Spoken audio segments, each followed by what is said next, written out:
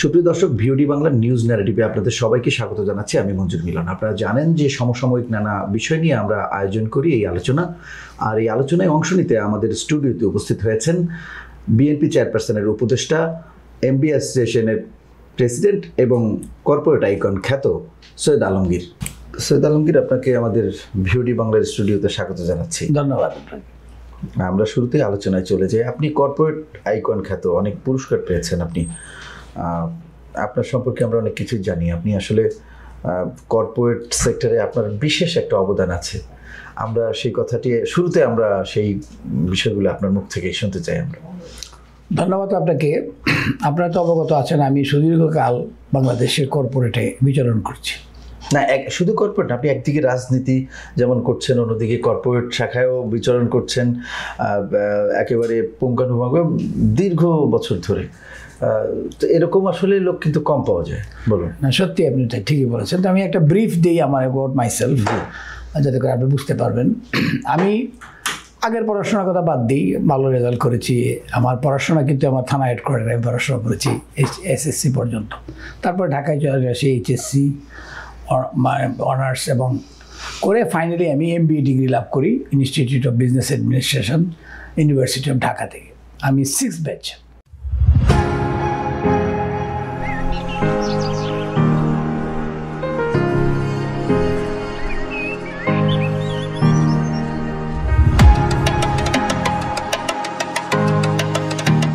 এবং আপনি শুনে খুশি হবেন যে আমি ময়মনসিংহ বৃহত্তর ময়মনসিংহ ডিভিশনের মধ্যে সর্বপ্রথম একজন এমবিএ। এর আগে আমি ওর আগে 5টা ব্যাচে সবাইকে চিনি, তারা কেউ এটা ছিল না। যাই হোক, সেই গর্ব নিয়ে আমি আমার চাকরির জীবন শুরু করি। আমি রন পলেং নামে একটা ওষুধের কোম্পানিতে চাকরি করি, যেটা মেন বেকার বা রন পলেং নাম ছিল, এখন সেনেফি এভেন্টিস, এবং এটা বিশ্বের এখন 1 নম্বর কোম্পানি। বাংলাদেশে নাই, বাংলাদেশে সব বিদেশি ওষুধের কোম্পানি চলে গেছে। তো এটাতে আমি 16 বছর কাজ করি। আমি জয়েন করেছিলাম as a regional manager, regional chief. আলহামদুলিল্লাহ প্রতি 2 বছর পর পর আমি একটা করে প্রমোশন পাইছি এবং 7টা প্রমোশন পেয়ে আমি head of marketing and sales হয়েছিলাম। আমার আর একটা পজিশন ছিল ম্যানেজিং ডিরেক্টরের। তো আমি আর সেটার জন্য ওয়েট করি নাই, আমি জয়েন করেছি যমুনা গ্রুপ অফ ইন্ডাস্ট্রিজে অ্যাজ গ্রুপ মার্কেটিং ডাইরেক্টর। আমি চাইছিলাম, কেন ওষুধের কোম্পানি খুব ছোটো থাকে, যতই আমরা নাম শুনেন কোম্পানি কিন্তু ছোটো, টার্নওভার কম।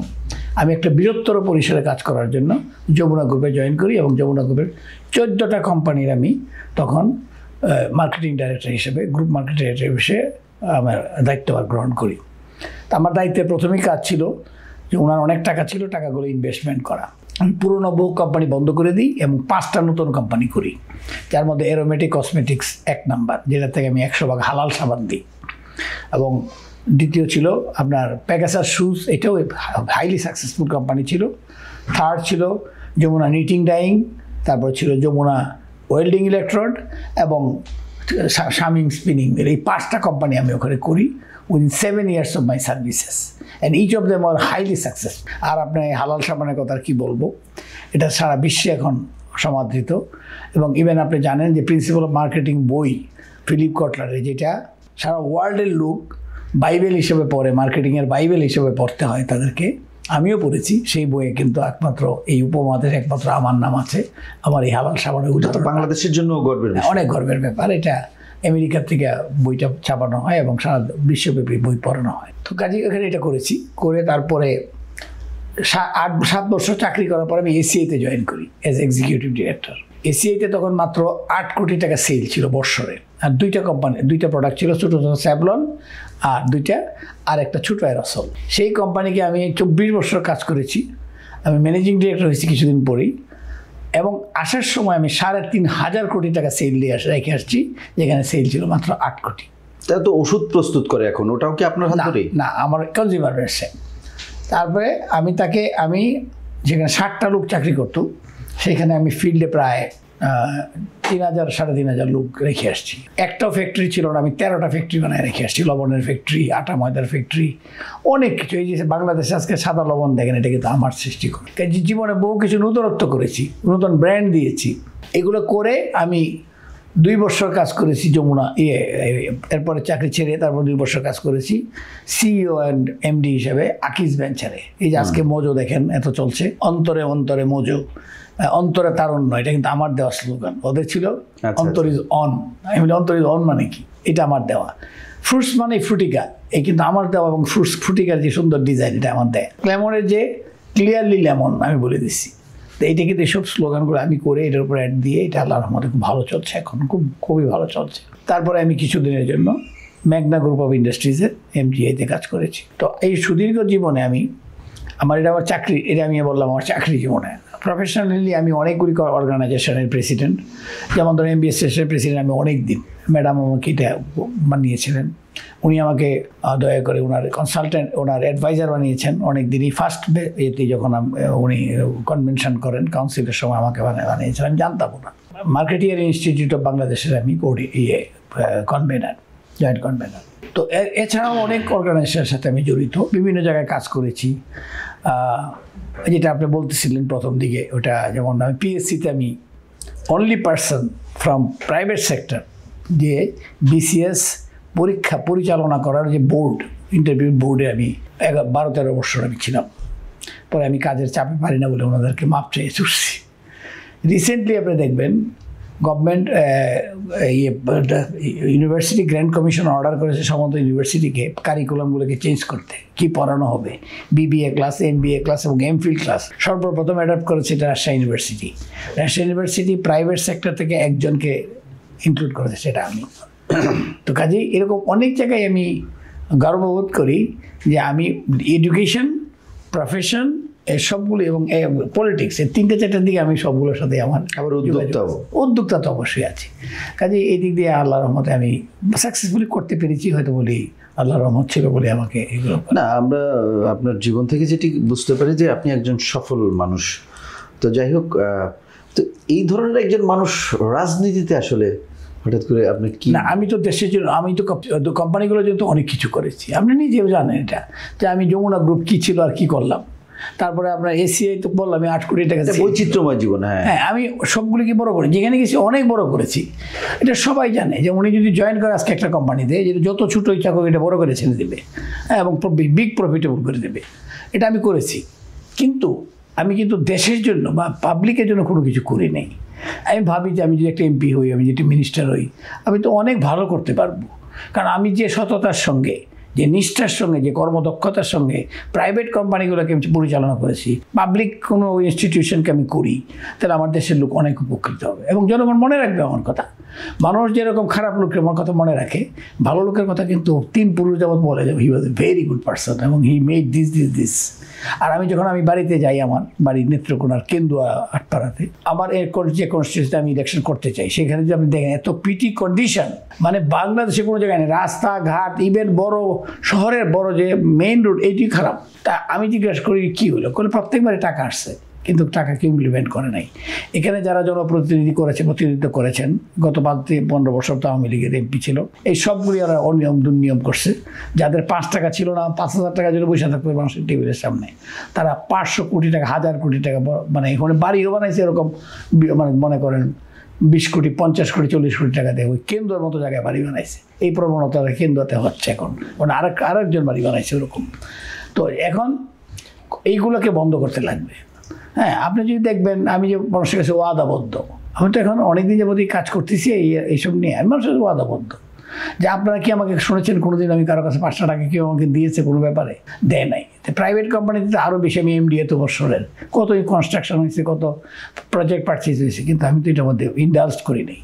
এটাতে আমি ওয়াদা করছি যে আমি 1 টাকা তো ইন্ডিয়াতে তো পুরো কথা, even my salary as MP or minister I will all give it to the people, because আল্লাহ আমাকে এমনি অনেক দিয়েছে, আমার বাড়িঘর আছে, বাচ্চারা উচ্চশিক্ষায় শিক্ষিত হয়েছে, I don't need any extra money for that, I am running it very nicely, so I will run it even further better. তো এইরকম একটা চিন্তাধারায় আমি মনে করছি যে আই ক্যান কন্ট্রিবিউট। আরেকটা কথা হলো কি, আপনারা জানেন আমার পার্টির যে আমাদের যে এখন পার্টির চিফ যিনি হচ্ছেন, অ্যাক্টিং চেয়ারম্যান আমার তারেক রহমান সাহেব, উনি নিজেও কিন্তু নতুন মানুষ, নতুন করে হয়তো প্রাইম মিনিস্টার হবেন। He need good assistance actually. একা তো কোনো কিছু করা যায় পৃথিবীতে, এটা প্রাইম মিনিস্টার সোজা কথা যদি উনি সুন্দরভাবে চালাইতে চান, হি needs good people around him like his father. Ziaur Rahman সাহেব তো আগে কোনোদিন প্রেসিডেন্ট ছিলেন না, আপনার নিশ্চয়ই মনে আছে যে পার্লামেন্টে উনি করেছিলেন 1979-এ। ইউ চেক দ্যাট, মানে who was the member of the parliaments, not like any goondas goons and all this people singing people ওখানে কিন্তু পাঠান নাই। কিন্তু এর পরবর্তীতে ম্যাডামও অনেক ভালো ভালো লোক চেষ্টা করছেন পাঠাতে, কিন্তু ওনারটা 97 ছিল গোল্ডেন একটা পার্লামেন্ট। আর উনি যে মন্ত্রিসভা গঠন করেছিলেন এটা তো আর বলার মতোই না। He picked up all the good people to head each of the ministries, like Dr. Ibrahim is a health minister, like আপনার প্রফেসর শামসুল হক ঢাকা ইউনিভার্সিটির ওনাকে দিচ্ছে, লাইক আপনার সাইফুর রহমান সাহেবের মতো একটা নাম করা চার্টার্ড অ্যাকাউন্টেন্ট ওনাকে করে দিয়েছে অর্থমন্ত্রী মুজাফর আহমেদ সাহেবকে এনে দিয়েছে। তো এইরকমভাবে উনি করে কিন্তু যার যারকে ছেড়ে দিয়েছেন এবং উনি খালি লক্ষ্য করছেন লোকটা সৎ কিনা, সঠিকভাবে চলতেছে। আর যখন জিয়াউর রহমান সাহেব প্রমাণিত হয়েছে উনি একজন 100% সৎ মানুষ, 100% কর্মঠ মানুষ, 100% চিন্তাধারার মানুষ, সবাই অ্যালার্ট হয়ে গেছে। ওনার 3টা গুণ ছিল। একটা গুণ হচ্ছে মানে আউট অ্যান্ড আউট অনেস্ট, এবং তার যে মারা গেলে, কোন প্রেসিডেন্ট মারা গেলে আবার 4,000 টাকা তার পকেটে পাইবে আর কিচ্ছু পাইবে না আমি জানি না, ভবিষ্যতে কোনোদিন 1000 বছরে আসবে কিনা এরকম একটা এক জিয়া রূপান্তরে লক্ষ জিয়া ঘরে ঘরে, লক্ষ না আর একটা জিয়া হয়ে দেখা একজন খালি। ওনার রেপ্লিকা আর কেউ যদি হইতে পারে একমাত্র ওনার ছেলে হইলে হইতে পারবে, যেহেতু চার মধ্যে এই জিন আছে, সে ইচ্ছা করলে কিন্তু পারবে এবং আশা করি উনি করতে পারবে। সেই জন্য ওনারও কিন্তু সাপোর্ট দরকার। আজকে তো আর ওরা নাই, সিনিয়ররা তো চলে গেছে, এখন তো আমরা সিনিয়র হয়ে গেছি। আমার মতো লোক আরও এরকম যারা আছে ওদের মতো লোক আমাদের যে কোনোভাবে যারা পজিটিভ চিন্তা করতে ভালো কিছু চিন্তা, খালি মিনিস্টার হয়েই তো ওনাকে হেল্প করা যায় না, বিভিন্নভাবে তো হেল্প করা যায়। এই যে ওনার তো way that I am his consultant, sorry I am his adviser, so I help him. এবং ভবিষ্যতে উনি যে দায়িত্ব আমাকে দেবেন সেই দায়িত্ব আমি করবো এবং করে ওনাকে আমি হেল্প করবো, গভর্নমেন্টকে হেল্প করবো, গভর্নমেন্ট যাতে সুন্দরভাবে চালাতে পারে, এটাই আমার ইচ্ছা। এখন আমরা একটু সমসাময়িক বিষয় নিয়ে আলাপ করবো। আপনার কাছে জানতে চাইব, দেশের যে নানা বিষয়গুলো চলছে, সরকারের সাথে নির্বাচন নিয়ে বিএনপির একটি দেন দরবার চলছে, যে নির্বাচন বিএনপি বলছে ডিসেম্বরের মধ্যে হতেই হবে। এ নিয়ে বিএনপি নানা বৈঠকও করছে, এমনকি আজকেও একটি বৈঠককে ডেকেছেন প্রধান উপদেষ্টা বিএনপির একটি প্রতিনিধি দলকে। এর আগে আমরা দেখেছি তারেক রহমান সাহেব বিভিন্ন সভায় তিনি জোর দিয়ে নির্বাচনের কথা বলেছেন। পাশাপাশি আমরা সরকারকে দেখেছি, সরকার নির্বাচনের সুনির্দিষ্ট কোনো ডেট দিচ্ছেন না, যেটি বিএনপি বলছে সুনির্দিষ্ট করে একটি রোড ম্যাপ ঘোষণা করুন। সরকার বলছে যে সংস্কার আগে তারপরে নির্বাচন, এনসিপিও বলছে।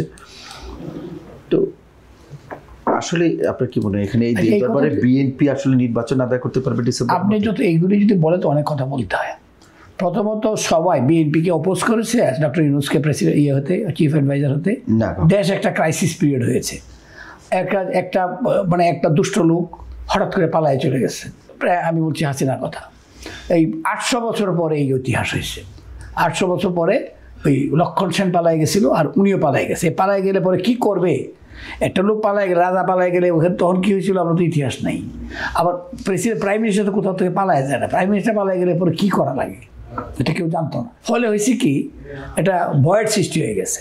তখন ছেলেরা যেহেতু এগুলি করতেছিল, ওনারা অনুরোধ করছে ওনাকে found to be the fittest person to take over. কী জন্যে take over and run the country for many years? No, first of all to do the election, to hand it over.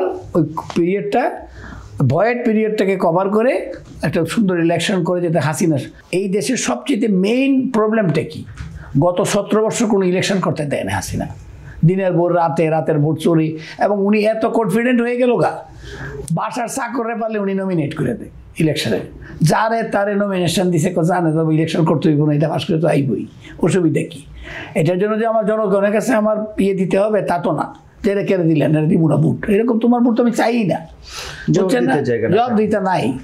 তো এই জায়গায় কিন্তু আজকে মেজর ক্রাইসিস হলো এই দেশের কি, মেজর ক্রাইসিস হলো to get into election, good election, good জনপ্রতিনিধি, এটি তো মেজর ক্রাইসিস। কিন্তু সরকার তো বলছে যে নির্বাচনের জন্যই এই অভ্যুত্থান হয়নি, নির্বাচন তো কিসের জন্য হয়েছে এটা জানতে চাচ্ছিলাম। কি সংস্কার করার জন্য? এই 9-10 মাসে কি সংস্কার করলেন? আমি ওনাকে কিন্তু খুব সাপোর্ট করি, আমি ওনাকে শ্রদ্ধা করি, ওনার সঙ্গে আমার ব্যক্তিগত পরিচয় আছে, মানে আমি বলতেছি আমাদের চিফ অ্যাডভাইজার সাথে। কিন্তু দুঃখজনক হলো 3-4টা সংস্কারে একটু রূপ দেখাই আপনাকে। একটা সংস্কার করছে সচিবালয়ে, কি একটা আইন করছে যে এই করে আমরা সংস্কার করতেছি, সচিবালয় এখন অধ্যাদেশ সরকারি অধ্যাদেশ করে, এটা তো একটা সংস্কার। একটা আগে এই করতে পারতেন না, এখন কিন্তু আপনার এই করলে আপনার পানিশমেন্ট হবে। তো এইখানে তো দেখছেন কি ছেঁড়া বেড়াটা লাগছে। সেগুলো আন্দোলন চলছে এখন। আন্দোলন চলছে এবং এটা যে কি অবস্থা, এই একটা সংস্কার, আরেকটা সংস্কার করছে উনি নারীদের একটা পলিসি, নারী সংস্কার, এই নিয়ে তো বিরাট এক মিছিল। তো দ্বিতীয় সংস্কার, আর কি কি সংস্কার আছে, যেটি দিতে সেটাই মিছিল। তো সংস্কার হইবেটা কবে? তো এই মিছিল সব ঠান্ডা করে আগামী মানে আমার উমরে তো পাইব না এটা, বুঝছেন না? আমার উমরে আগামী 30 বছর তো আমি দেখতেছি না এই সংস্কার করে তারপর সে ইলেকশন দিতে পারবে। ব্যস্ত গেলেও সংস্কার বানিয়ে দেওয়া। আর কি যে কোনো জিনিস স্বামী স্ত্রীতে ঝগড়া লাগলে মনে হইতেছে যে তারাও গিয়া রাস্তা ব্লক করে দিতেছে। আমরা যদি ঝগড়া করছি যাইতে পারতাম না দিক দিয়ে। রাস্তাঘাট তো কত, আপনি যদি একটা ইতিহাস দেখছেন, গত 10 মাসে 256টা না এরকম কয়টা আন্দোলন হয়েছে। আন্দোলন কিন্তু মাত্র শুরু হয়েছে। এরপরে যারই মনোমতো কিছু না হয় তারই একটা আন্দোলন, নার্সরা আন্দোলন, পোস্ট অফিসের লোক আন্দোলন, এই আন্দোলন ওই আন্দোলন। এটা তো উনি প্রথম দিনই আমি ওনার এটা প্রায় ভাবি আর কি, ওনাকে উইথ গুড ইন্টেনশন।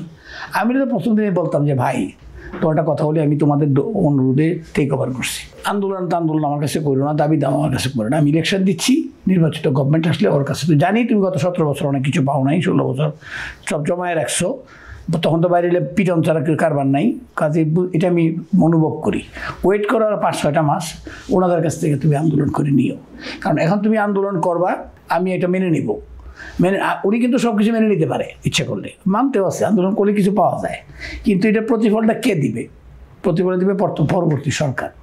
অনেক আন্দোলনে যেটি আন্দোলন করে তার বিয়ে আদায় করতেছে, ওটা হয়তো ইমপ্লিমেন্ট করতে করতে উনি থাকবেন না, তখন আরেক গভর্নমেন্ট আসবে। কারণ আপনি আন্দোলন করলেন আমি 5 টাকা পাই, আমার দিতে হবে 5 লাখ, তাই না? আমি কতদিন আন্দোলন করি কমাই করলাম যে না 5 লাখ না 3 লাখ পাইতেন, কিন্তু 5 টাকা। আমি এখন 3 লাখে রাজি হয়েছি দিব, 3 লাখ কে দিবে? পরবর্তী সরকার তো এই টাকা নাই, 5 টাকার বেটারে 5 লাখ টাকা দেয় কেমনে? তো এগুলি কিন্তু অনেক চিন্তা করার ব্যাপার আছে আন্দোলনগুলো। আমি বলতাম যে ভাই আন্দোলন করো না, তোমরা ওয়েট করো, আমি একটা ইলেকশন সুন্দর ইলেকশন করছি, যে তোমরা পারো নাই। জাস্টিস শাহাবুদ্দিন কিন্তু 3 মাসের মধ্যে ইলেকশন করতে পারছে, কারণ ইয়ে দি ইন্টেনশন টু গো ব্যাক।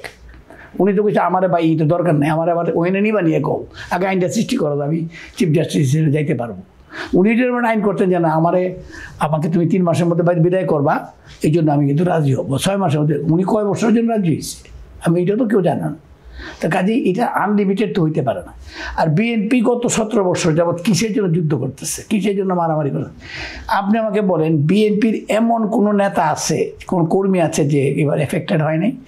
শত শত মামলা, এবং এমন কোনো একটা কর্মী নাই যে বাড়ির ভাত খাইতে পারছে গত 15 বছরে। তারা আত্মীয় স্বজন পর্যন্ত বিরক্ত হয়ে গেছে, তারা রাখতে পারবো না। খাইতে আইলের মধ্যে তারা রাত্রে ঘুমাইছে, কারণ রাতে বাসা পুলিশ ধরে নিয়ে যায়, ছাত্রলীগের আওয়ামী লীগের পোলা বানাইছে, চিনাই দেয় নিয়ে যায়। তো এইবার এরকম একটা কন্ডিশনে কিন্তু আজকে দেখেন আমার নেতা 17 বছর মায়ের চেহারা দেখতে পারে না। এটা একটা কথা হইলো? এই যুগে এটা আছে?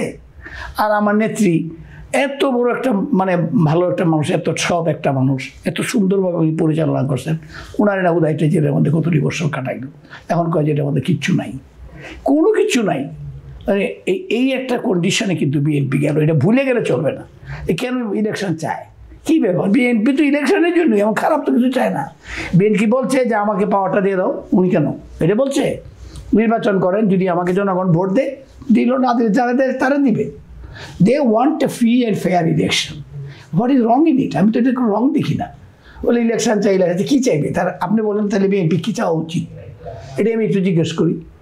বিএনপি তো একটি ইলেকশনই চাইবে, ইলেকশন এটা তো তার নির্বাচনমুখী দেয়। এই সরকার তো আসলে অনির্দিষ্টকালের বসে থাকতে পারবে না, এটা তো শুনি একটা ইন্টারিয়াম গভর্নমেন্ট কেন বলি? তা আমি বলি, আপনি যে জিনিসটা জুন মাসে করবেন, জানুয়ারি ডিসেম্বর মাসে হ্যান্ড ওভার করতে কি বিএনপি তো বলে দিচ্ছে, ডিসেম্বর পরে জানুয়ারি কিছুটাই আছে, ফেব্রুয়ারি মাস থেকে রোজা, ফেব্রুয়ারিতে রোজা, মার্চ পর্যন্ত রোজা যাবে, তারপরে যাবে, তারপরে 2 মাস গ্যাপ দিয়ে হবে আবার বকরা ঈদ, আর তারপরে আরম্ভ হবে বৃষ্টি। জুন মাসে ইলেকশন করবেন, মে মাসে বৃষ্টি, যদি বাসা থাকতে পারেন। আজকে তো হেভি বৃষ্টি হচ্ছে, আজকে জুনের 2 তারিখ।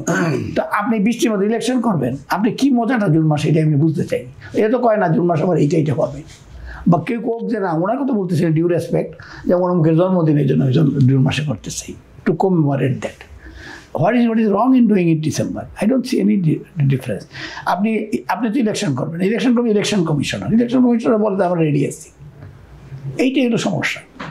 এখন কেউ আপনার কান পড়া করাইতেছে, এই যে আপনি বললেন দলের নাম বললেন, এরা কইছে একটু টাইম দেন।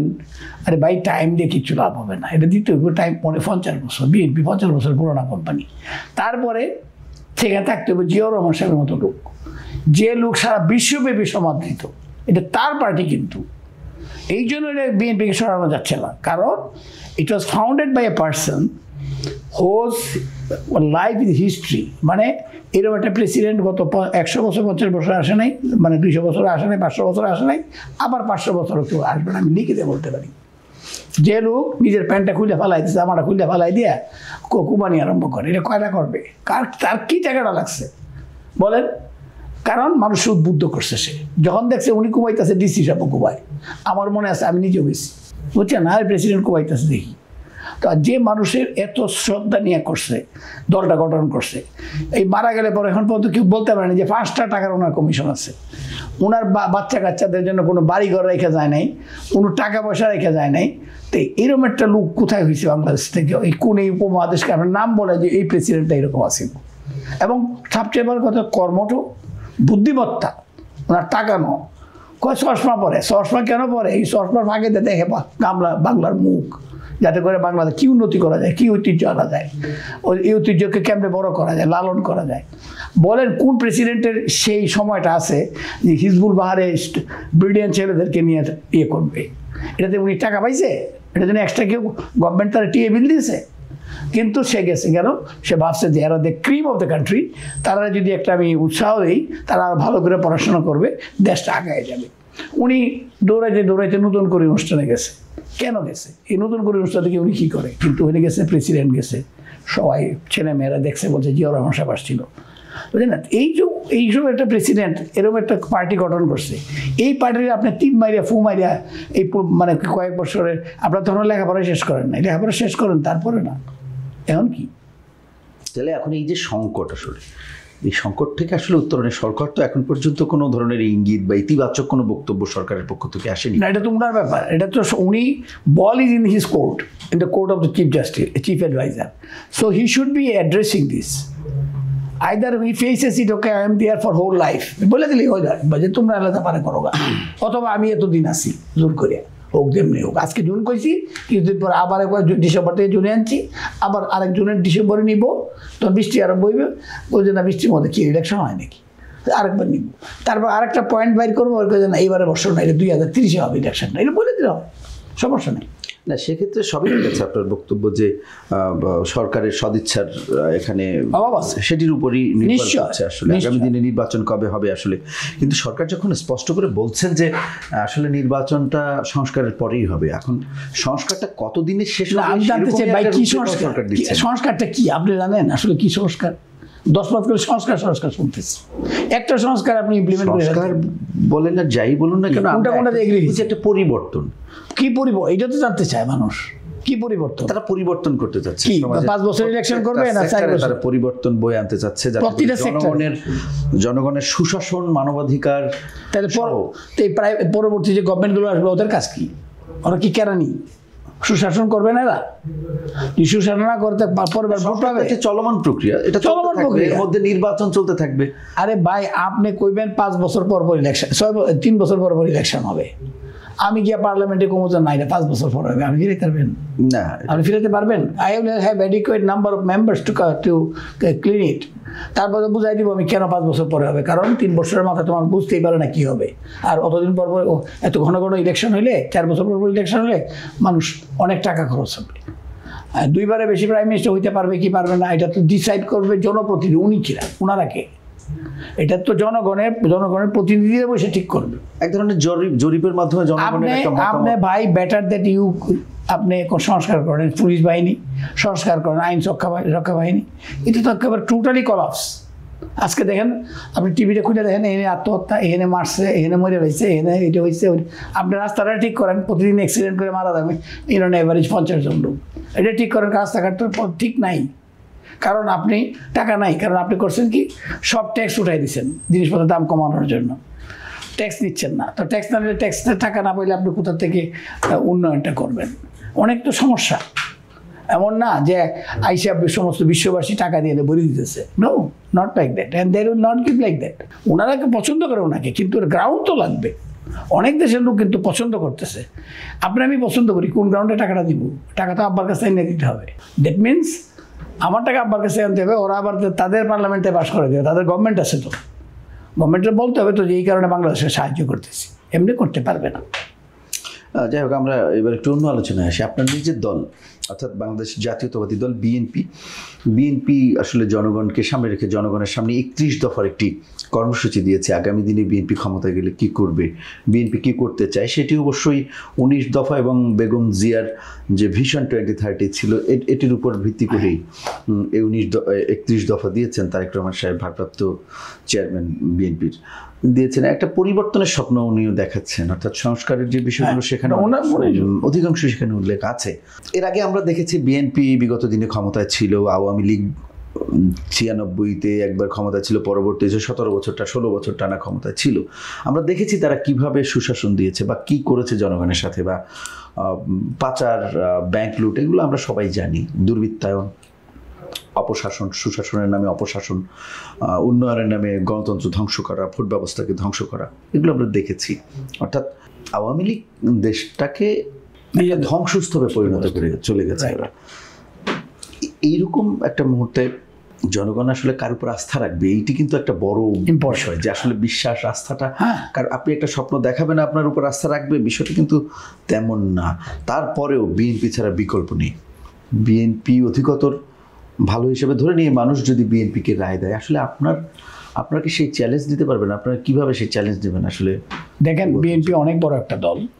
তারপরে গত 17 বছর যাবৎ আমাদের যে নেতা তারেক রহমান সাহেব, উনি কিন্তু অবজার্ভ করছেন, লিড করছেন, বুদ্ধি দিচ্ছেন। আমি তো নিজেও কয়েকবার এমবিএস স্টেশন থেকে ওনার চিন্তাধারা আমি প্রকাশ করছি এবং ওনার বই প্রকাশ করেছি, অনেক কিছু করেছি। এটা আমাদের দেখা গেছে যে ওনার চিন্তাধারা অনেক ডিপলি আছে। He loves the country and he would like to make it a really really good country.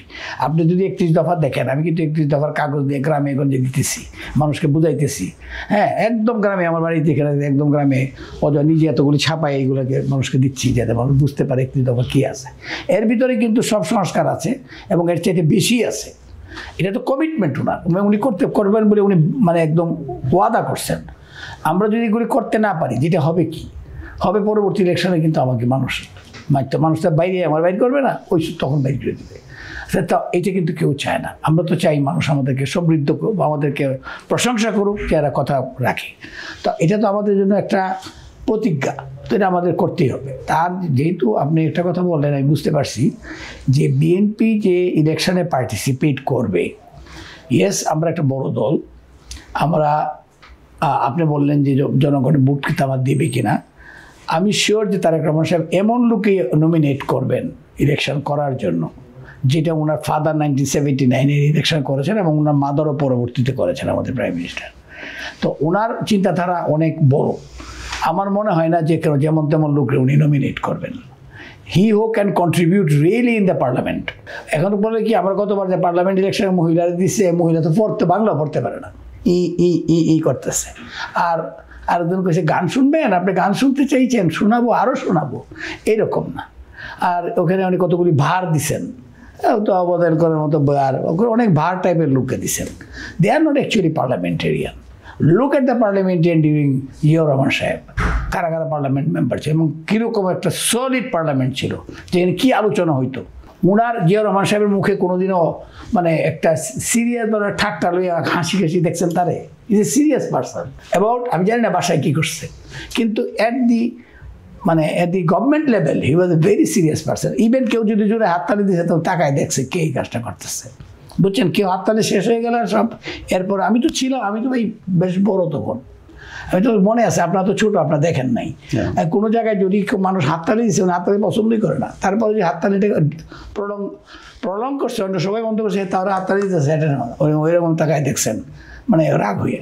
জীবনে কোনোদিন একটা ফুলের মালা দেখছেন তার গলার মধ্যে, তা ফুলের মালার মধ্যে সে নাই। তো যে লোক এইগুলোর থেকে উঠতে পারে, সেইভাবে কিন্তু উনি পার্লামেন্টকে পরিচালনা করছেন, সেইভাবে উনি মন্ত্রিসভা গঠন করছেন, মন্ত্রিসভা পরিচালনা করছেন, নিজে আউট অ্যান্ড আউট অনেস্ট। এর থেকে ডর আর কার আছে? একটা লোক যে চুরি করবে, সে জানে প্রেসিডেন্ট সাহেব বিরাট অনেস্ট, আমার তো খাইয়া ফেলাইব। কাজেই এটা চিন্তা ছিল তার যে মানে অ্যাক্টিং প্রেসিডেন্ট অ্যাক্টিং যে আমাদের বিএনপির চেয়ারপারসন, উনিও কিন্তু এই ধরনের ট্রেনিং ছিল। এবং ওনার ভাবচাপ দেখবেন, একটা সৎ লোকের কথা বললে কিন্তু বোঝা যায়, শোনা যায়। সৎ লোকের কিন্তু কনফিডেন্স লেভেলটা থাকে অন্যরকম।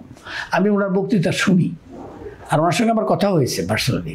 তো ওনার সঙ্গে কথা বলে আমার যেরকমটা মনে হয়েছে, he is very confident and he is confident and he is very very got to be big honest এবং উনি কিন্তু বুদ্ধিমান এবং এই যুগের লোক। এবং ওনার একদিক দিয়ে সাপে বড় হয়েছে।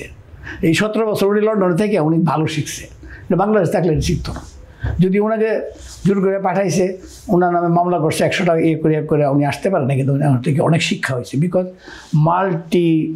মানে ন্যাশনাল কালচারটা উনি দেখছেন, লেখাপড়া করেছেন। আমার মনে হয় যে he will run it very nice and we are there, they advise us to help him out. আমরা হেল্প করবো তাকে, অবশ্যই হেল্প করবো।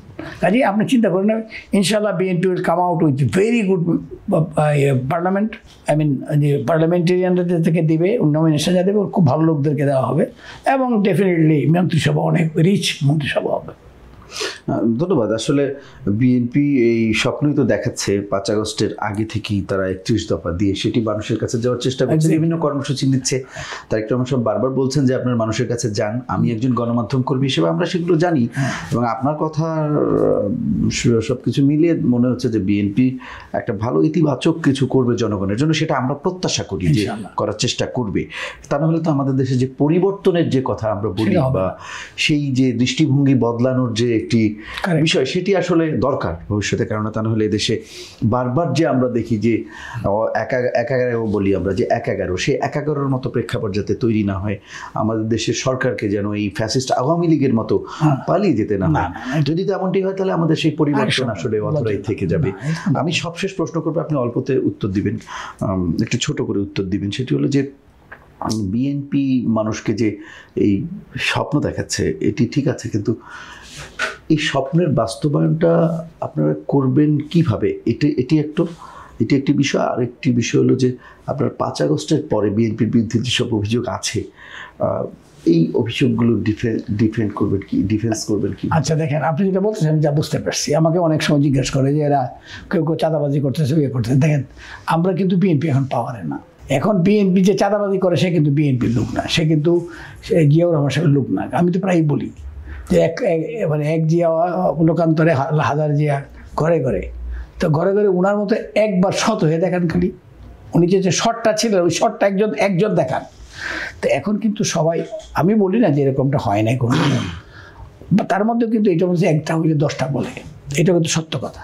আর সবচেয়ে বড় কথা, আমি ইউএনও এবং ওসিদের সাথে কথা বলছি, যারা যে এরকম কোনো যদি কমপ্লেইন হয় আপনারা ধরেন না কেন? আপনাকে মানা করছে, বিএনপিকে বলে দিচ্ছে যে না, কেউ অন্যায় করলে তাকে কিছু করা যাবে না। আপনাদের তো ডিউটি হলো ল অ্যান্ড অর্ডার ঠিক রাখা, আপনাদের ডিউটি হলো চুরাচুটি ঠিক রাখা। গভর্নমেন্ট তো আছে, গভর্নমেন্ট কী করে? Government should take action for whether is BNP, whether is Awami League, whether is জামাতিরা করে না? নিশ্চয়ই করে। অন্যান্য নতুন দল হয়েছে, আর এদের মধ্যে কি সবই কি ফেরস্তা? তো করে না। কিন্তু আসলে ল অ্যান্ড অর্ডার তো নাই।